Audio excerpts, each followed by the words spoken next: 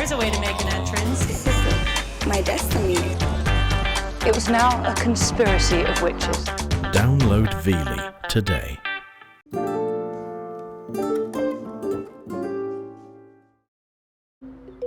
Let's go, Westy. Good boy. He's walking towards you. Oop, stay on the footpath. Stop and turn. Good boy, Westy. Focus. He's such a dribbler. Don't walk over me. Yeah, stop. I'm Martina Williamson. Although I live in New Zealand now, I was born in Namibia and then grew up most of my early life in South Africa. I'm Gary Williamson, and I've been living in New Zealand all my life. Weston, my third guide dog, is a bit of a problem child. And I mean in the most positive way, you know. He is a sensitive soul and he loves familiar environments. Greg is a bit lazy, or shall we say, on camera relaxed, and Greg doesn't mind if he doesn't work every day. Let's go home, boy. Let's go. You follow Greggy and Gary.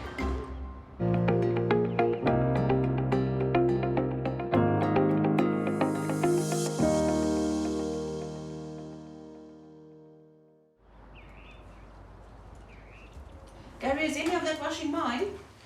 The dry stuff? Yeah. No, just a couple of shirts and socks.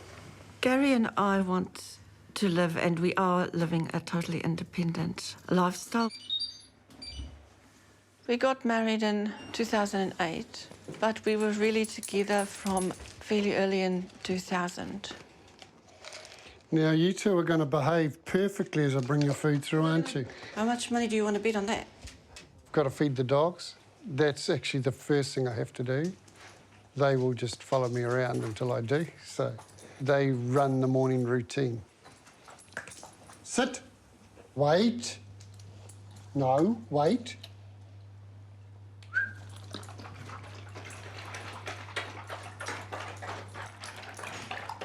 Do you want me to get anything out of the freezer for the smoothie so far?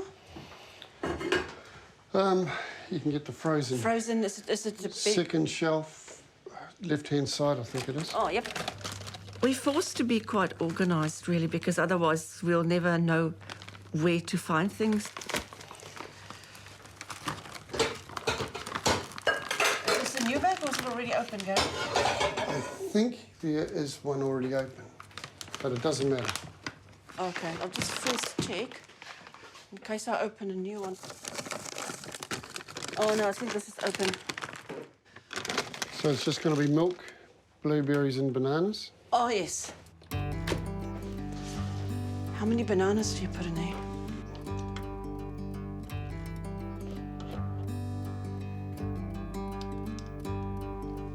This milk's gone off. Wow. That was a bit of a shocker. That throws that theory out the window.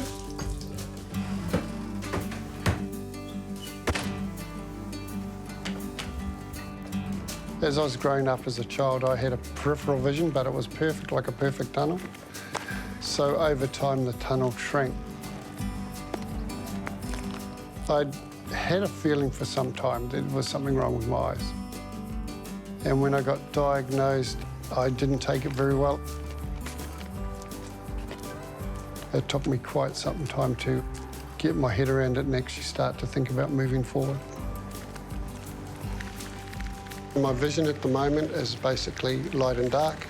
I can pick up the occasional shadow depending on the lighting, but my vision really doesn't assist me at all with my mobility. Hey, how are you? Can I have a 2-litre milk, please? See you, Gary. Catch you later. Enjoy your day. Yeah. For quite a significant amount of time, I was not willing to accept my vision was deteriorating. I was still driving my car up until the early 30s, and I realised now that was quite foolish. We can be so glad you didn't just have a major accident. Yeah, okay, yeah. Have you already put the liquid in or no? Wow, you've never been so helpful before. I'm always helpful. So this is a kitchen? And I'm going to wipe my wet hands on you if you This is a new environment. These are dishes. You mightn't have seen this before. No, I haven't, but I've felt it before. I have light perception. When it's really sunny, I can see the sun, but otherwise I can't see anything. But I've got a good visual memory.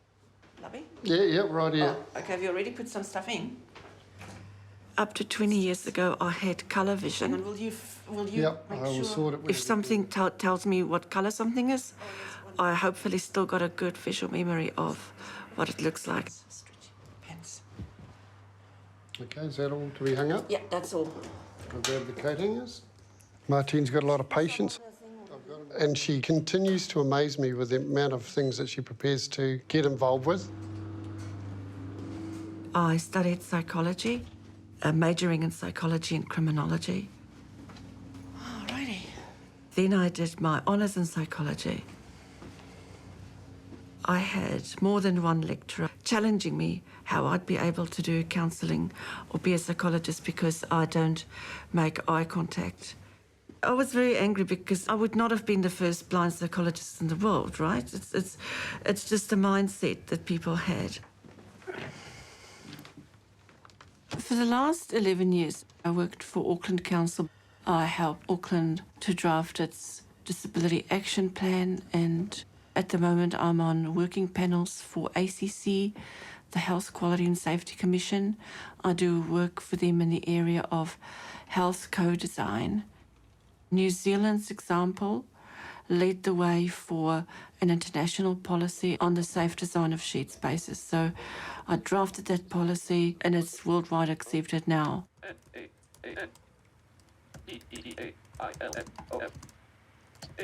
My niece will be turning up soon for us to visit my mum.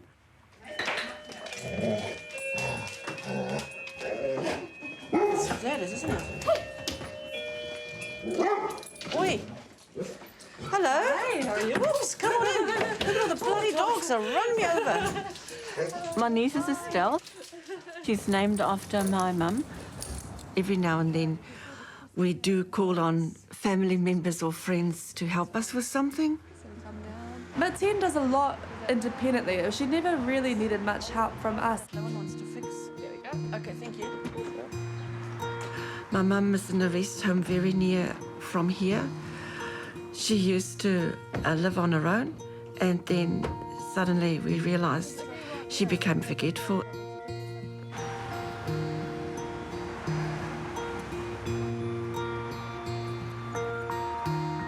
My mum was the person who believed in me right from the start. Oh, so it's a pull gate, so we just have to go a little bit further back. I thought it was a pull. She always gave the impression I can become whatever I want to. She is just so happy here. Yeah. You can imagine. She's now been diagnosed with type 2 dementia. She still recognises us, but out of sight, out of mind. Hello.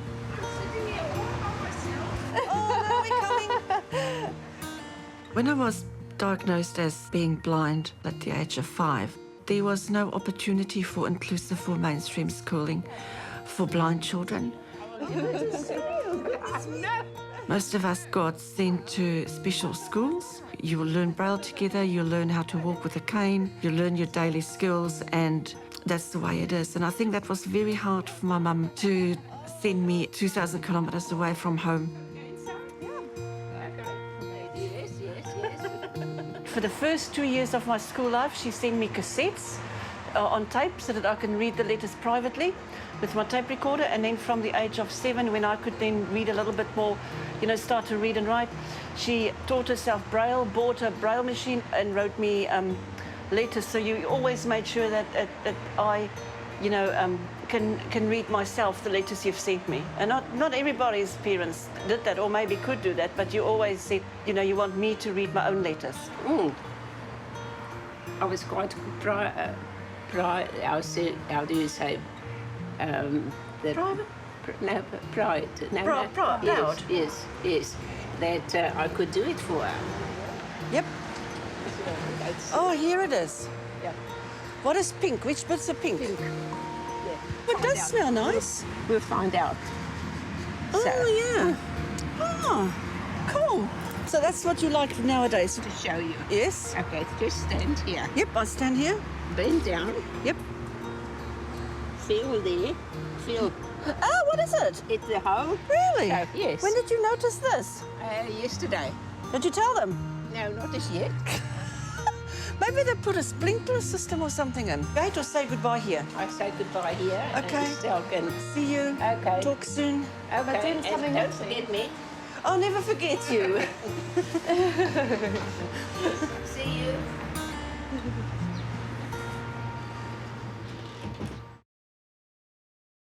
I would say Gary is the main cook, but I usually suggest we cook for people, and then Gary goes, I don't know what it will look like. And I would say, doesn't matter, it's what it would taste like. Okay, Google, do you have a recipe for Alfredo pasta? I've got a recipe called the best homemade Alfredo sauce ever. Does that sound good? Yes. Great, let's get started. Gary and I love entertaining from home. The first ingredient is 1/2 cup butter. Not that we don't like going out, but often going out is so much more planning. You know, you can't just jump in a car and pop in and see if someone might be around. Second step, cook over medium heat and whisk until melted. We're going to have friends over tonight, and it's just a couple that we really have a great time with.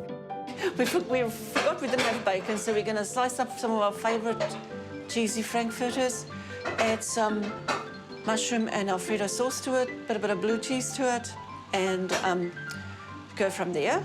Try not to cut my fingers, eh? Okay, Google, set timer for 6 minutes. With all the current cooking shows, you got to drizzle this and reduce that and simmer that, and you know, so we don't do a lot of chef cooking, as if to say, but we do a lot of meal preparation. I'm still waiting for all the cooking shows that Martin watches, for those skills to be transferred into our kitchen. Oh, you'll see it tonight. I'm looking forward to it. Good. Even though you'll be doing the work. That's right. Okay, Google, stop timer.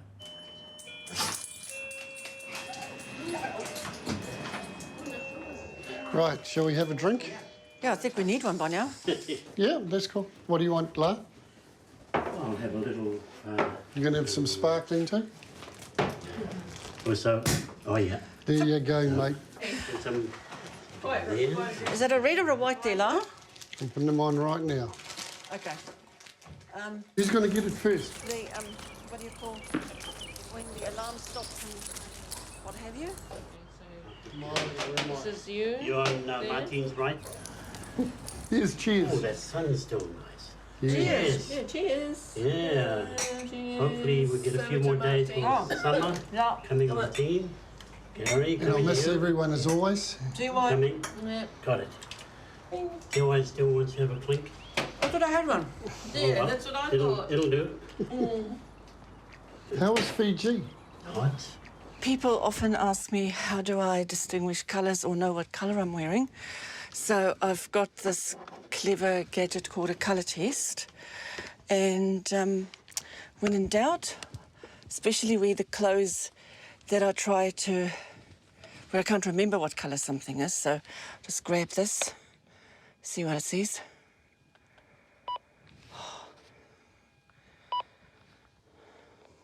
Very dark orange. Oh, cool. Really dark orange. So it feels a bit vibrant, so why not wear that with something today?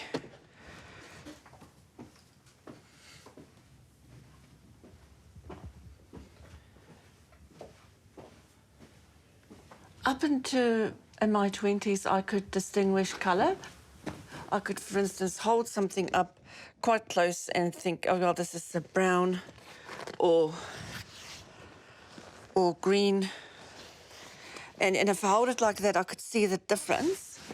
But I then developed glaucoma in my 20s and it wasn't picked up on, so now I can't see the colours at all. I now buy things that feel different. So all of these bags, none of them feel the same. And now it's more on memory. I've got my sort of darkish brown bag. The soft one is black. This hard sort of One at the back is dark blue, and this is a green one. This one, this lovely bag here is from Turkey, and it's more different colours. So I either try to remember that I can wear this with anything, or you know, so sometimes if I buy something that's multicoloured, it's sort of a safe way to go. But then it's more about the touch, the texture of it, or where it comes from. Okay, Google, what's the time? It's 8:34. How long will it take to travel from Manurewa in Auckland to the Auckland airport? I can't find the right place. You might want to try finding it on Google Maps. I've always been a bit competitive and a bit driven. I realised that I don't just want to be a mediocre, I want to be good at something. I don't want to be middle of the road. Like at school, I was never an excellent musician, but when I practiced, I could be good. But I had to practice harder than the people that had it as a natural, you know, can play by ear or so. I had to read the music and study it and play. And I was always a bit of a perfectionist.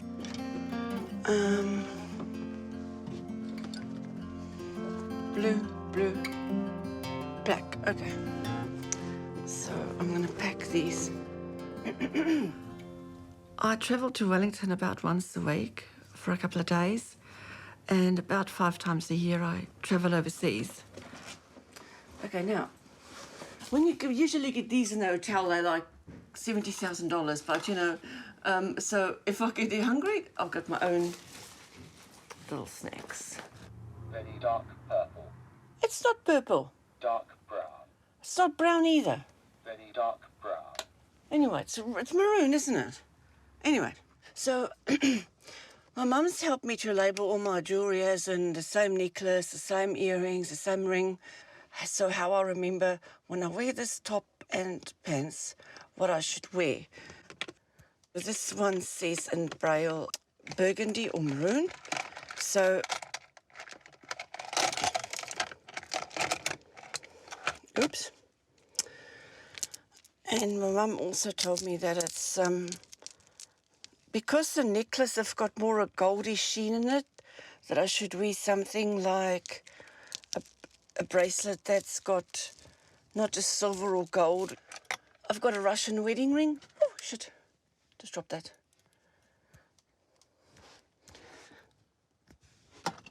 I better not forget to put my wedding rings on. Most of my rings are in this container there. Okay, Google, what is the weather like today in Wellington, New Zealand?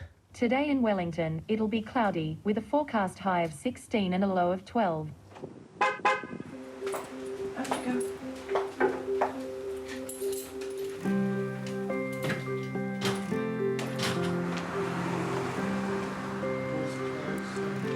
I feel incredibly proud of Martine. I often think maybe she's doing so much or too much, but she's happy with what she does. She seems to have a huge capacity to do all this work. Okay, closing the door now. Enjoy it. I'll talk to you later, eh? Thanks, Kim. I'm actually really happy with the balance. I'm very much more relaxed, more of a homebody. So I actually really enjoy the part that Martine goes out and does all that she does, and I'm just happy to support her in whatever way I can.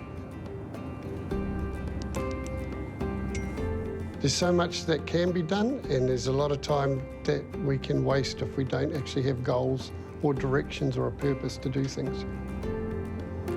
There is the added strain or awareness that I always have to have around going into an unfamiliar environment, you know. How is the environmental access? My dog needs to get to know new destinations. Always having to have that almost active concentration and awareness instead of just relaxing and letting things happen, because that's when you may get lost or you may not pick up on something that you should have.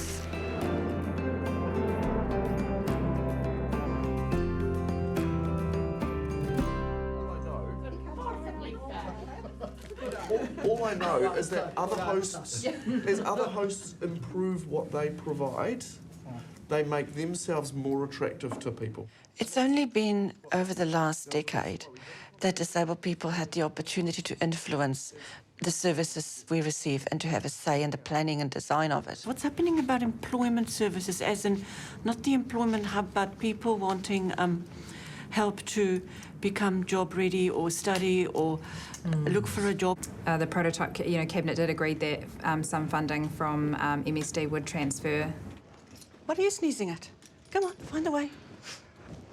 Some days I'm literally just going from one organisation to another. Heading the right way? Yes? Come on. I realised I wanted to get into advocacy when I filled in part-time for vocational placement advisor at the Blind Foundation. Friday morning. Excellent. I went from doing basic counselling to trying to help people to find jobs. The factor that stands in most people's way is expectations by society. And you end up having low expectations of yourself. It's almost like gradually breaking someone's spirit. People won't realise their potential because they won't even realise that they do have potential. A lot of times I find that some of the meetings a little bit frustrating because there seems to be a lot of talk, but Martine really works well in that environment and just loves getting things done. Straight on. If I travel and I ring him, what have you been doing? Oh, just bits and pieces. Where are you now? In front of the TV, doing dishes or ordering dog food because I don't keep track of when the dog food runs out. Come on. Yeah, I think it's quite a good balance. Ever since I became a Blind Foundation member, I started playing sports. So played blind cricket. I do now, eh? I still play a little bit of cricket now and again. I certainly play in the national sort of tournaments as they come around because they're still a lot of fun. Tommy, when you're ready. Foot to your left, foot to your right. There you go, when you're ready. Tommy! Yeah, mate.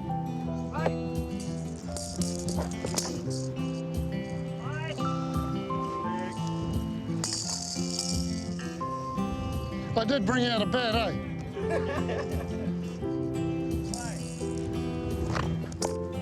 This could be a long day.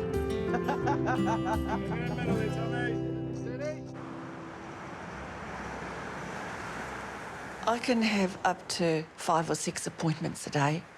So Skype calls, general email exchanges. I'm often just sitting at night doing a lot of that. A lot of the accessibility work that I do is on behalf of the World Blind Union. The World Blind Union has got about 190 countries signed up to it. So it's a very powerful collective entity if we put our mind to it. I really love it. Every time I have an opportunity to advocate for something or to campaign for change or to question why something's happening a specific way, it is really empowering. Winning the Making a Difference Attitude Award and then the Supreme Award, it really took me by surprise. In our eyes, there are no disabilities here. There is only attitude. And the winner of the Attitude ACC Supreme Award is Martine Abel Williamson.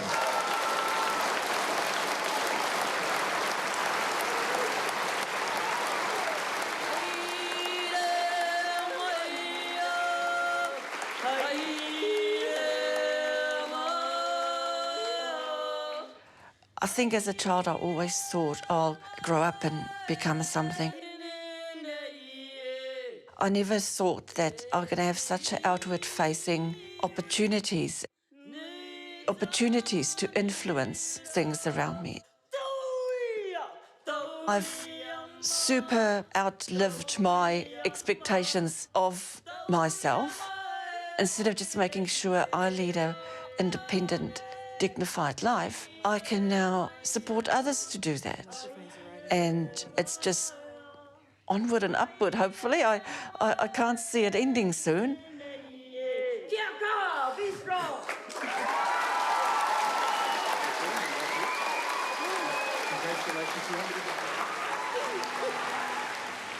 This is really surreal. Firstly, I want to thank the sponsors, Ministry of Health and Attitude Trust and everybody. And I must say, with all my travels, my husband, who's here tonight, has been asking me, when can he have an appointment with me? And I said, thanks to Sky City, you have a night with me tonight in the Sky City Hotel.